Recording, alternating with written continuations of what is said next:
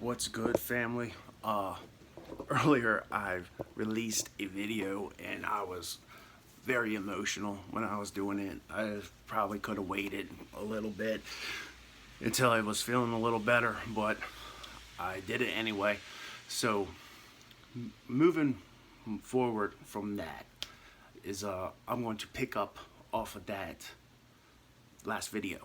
And it's time that we have a talk, and it is a topic that's not really related to my channel, but you got to sometimes listen to your life experiences and how your life's guiding you, or how the universe is guiding you. And it's really not the universe. What it really is God talking to you. And I'm going to use the platform that I have here, and I am going to go ahead and talk about it. So let's go ahead. We are going to talk about addiction.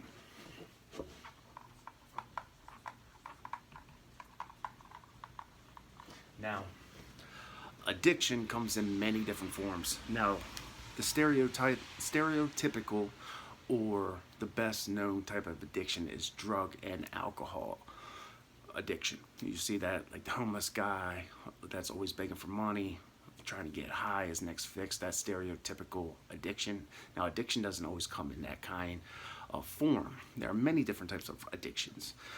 There's drugs, there's alcohol, there's gambling, there's even video games, there's pornography, there is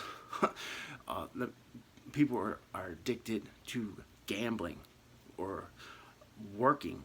They're addicted to I know guys that are addicted even more so than women, and they don't even realize this. They might joke around with their buddies and be like, man, this is a sickness of mine, but really this is an addiction that they have. And I have buddies of mine that have over 100 pairs of shoes. That's an addiction. They might say that, oh, I'm a collector or whatever. Are you? Or is this an addiction? So let's go ahead and move on, okay? So addiction, if you guys haven't figured it out, hold on. Let me make this point.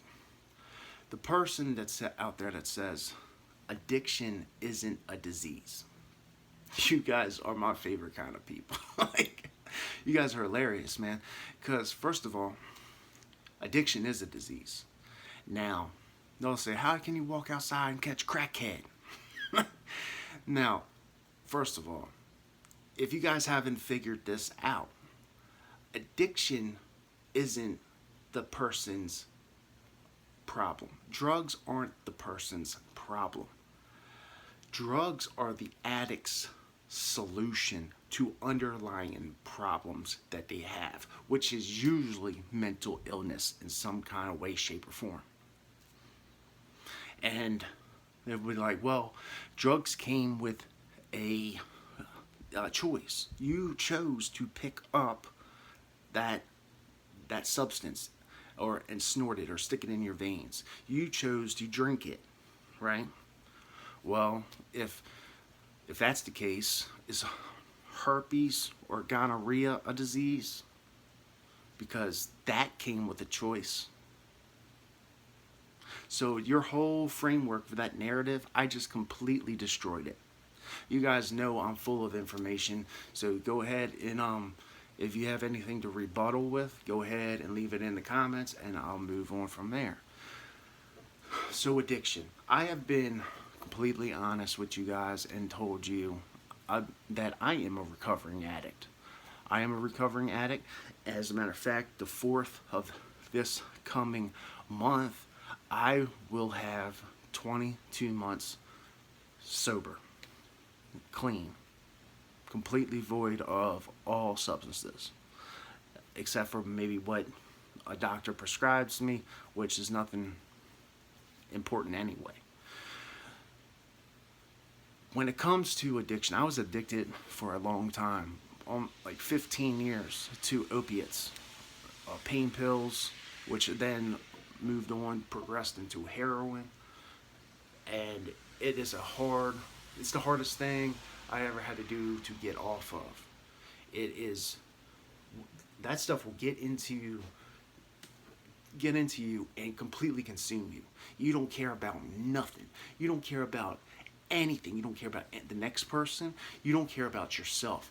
You honestly do not care if you live or die, and it can get to a point where you honestly hope that you do die. So the suffering stops. It gets that bad. Now, what I'm trying to tell you guys is there is hope. And there is a saying that there is only 3 ways that addiction ends. It's jails, institutions, or death, which is the truth. And I've been in jails and institutions. Obviously, and actually, I have clinically died 9 times. I've had multiple overdoses where the doctor has clinically diagnosed me being dead. There's been 9 multiple instances where that's happened. And for whatever reason, I'm still here. And today, October 26th, is actually my ex-wife Jessica Summers' birthday. And she just passed away. Now, we haven't gotten the autopsy report yet, but she suffered from addiction, and we can only assume that that is exactly what happened to her. And if she was standing here right now, I knew Jessica better than anybody. She was my best friend for 16 years. I was married to her for 12 years. I have a son with her. Like, if anybody knew her, it was me. And if she was standing here right now, I can tell you that she would completely agree with me right now. And she would have no problems with me saying what I'm saying about her right now. And she would tell you guys, hang it up. It's not worth it. And, guys, get help. And it's easier said than done. Believe me, I know. So, guys, get help. It doesn't have to end the way it has with Jessica's story, or like a lot of other my friends. Now, in my life, listen, like I compared it to COVID, I don't know one person that's died from COVID, not one. But let's explain it like this.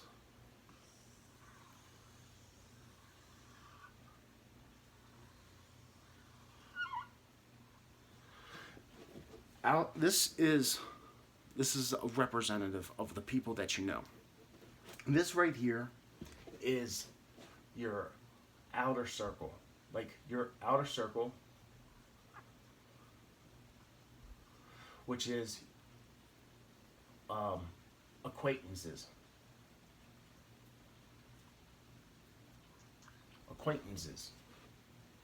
Out of people, just people that you know, right? Now, out of those people that I know, right, I bet you, no lie, at least 100 people that I have known, have crossed paths with, or that I have known through a friend of a friend have died from overdoses. 100 people. At least. It might be more than that. Now, remember, I am a recovering addict. So I used to know other addicts and use with other addicts and, buy drugs with other people. I used to have a clique of friends that used to use drugs. So maybe I am not a typical person, but I knew a lot of people that use drugs. So I know a lot of people that have died from drugs. This right here is, this is your friends, people that you know, like close to you. Now your friends, out of people that you would call your friends, I would say that I have had probably 35 people. That's a good estimate. Between 30 and 40 people, about 35 people that have died, that I have called a friend, that I've known on a friend-to-friend level, that have died from drugs. Now, people, this right here is my inner circle. Now, my inner circle, this is my friends. No, this is my family. This is people that I love.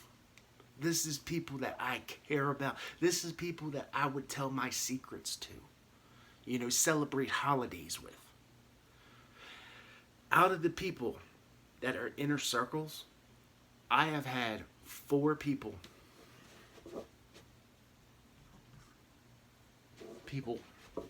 die.